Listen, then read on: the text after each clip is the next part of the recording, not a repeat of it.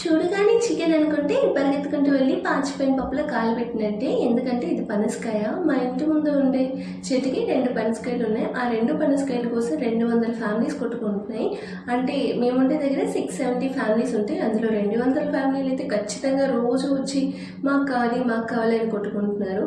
మన పనసకాయల కోసం వాళ్ళెందుకు కొట్టుకోవడం, మనమే తీసేస్తే పోలే అని చెప్పి మా ఆయన్ని బ్రతిమలాడితే ఆయన ఒక పెద్ద కర్ర తీసుకొచ్చి ఒకటి తీశారు. అదేంటంటే రెండోది తీయలేదు అంటే, ఫస్ట్ ఒకటి వండి చూడు, బాగుంటే ఇంకోటి తీస్తా అని చెప్పారు.